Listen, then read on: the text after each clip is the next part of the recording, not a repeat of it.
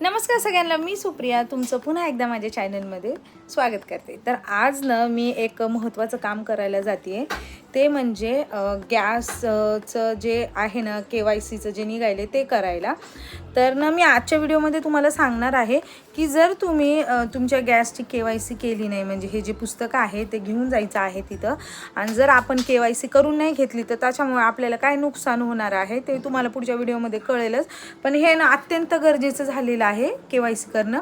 ह्याची लास्ट तारीख 16 तारीख आहे, उद्या 15 ऑगस्ट असल्यामुळे उद्या तर तिथं सुट्टी असणार आहे आणि आजचा एकच दिवस आहे KYC करायला। जर तुम्ही केला नसाल तर नक्कीच जाऊन KYC करा, कारण हे काय नियमच निघायला आहे म्हणे, जर आपण KYC केलं नाही तर एकतर आपलं गॅसचं कनेक्शन बंद पडणार आहे, आणि आता गॅसचं सध्याला काय होतं हे तुम्हाला तर माहितीच आहे। तर केला नसतं तर नक्की जा। ह्याचं एक नुकसान असं आहे की आपलं कनेक्शन बंद पडणार आहे।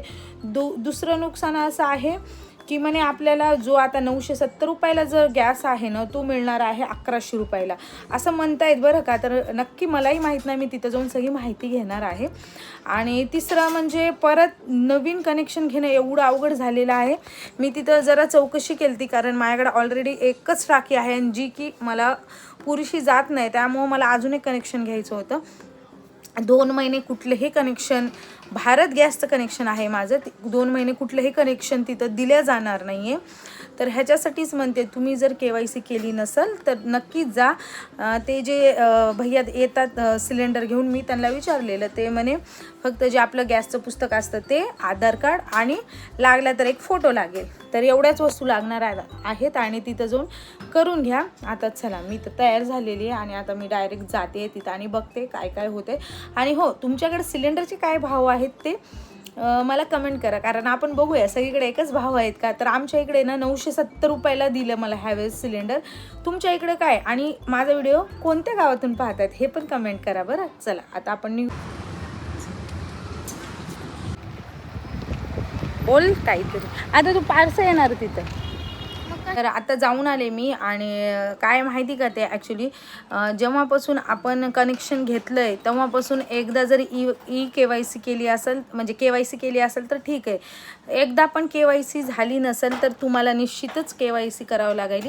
त्यासाठी आधार कार्ड आणि फक्त जे तुमचं गॅसचं पुस्तक असतं ते घेऊन जायचं। ते मोबाईलमध्ये अपडेट करतात, तुमचं थंब घेतात आणि फोटो काढतात। आणि तसं पण यूट्यूबला मी विचारले की काय लिंक वगैरे आहेत का, तर त्यांनी तर काही लिंक नाही सांगितली, पण मी यूट्यूबमध्ये सर्च केलं तर की तिथं भरपूर अशा लिंक आहेत, पण ते जरा आधार कार्ड नंबर टाकायचं म्हणल्यावर जरा रिस्कीच वाटतं। तर मी हेच सजेस्ट करेल की एक 10-15 मिनटं लागतात। हां, जर तिकडं खूपच गर्दी असेल तर वेळ लागू शकतो, पण मला अगदी एक 5 ते 10 मिनटंच लागलेले आहेत। तिथं जायचं, आपलं जे पुस्तक असतं ते द्यायचं आणि ते थंब आणि फोटो काढून घेतात आणि लगेच 5 मिनटामध्ये तुमची KYC होते। तर ही अशी सगळी माहिती मी आज तुम्हाला सांगितलेली आहे। तुम्हाला जर व्हिडिओ आवडला असेल तर नक्कीच चॅनलला सबस्क्राईब, लाईक आणि शेअर करा। बाय।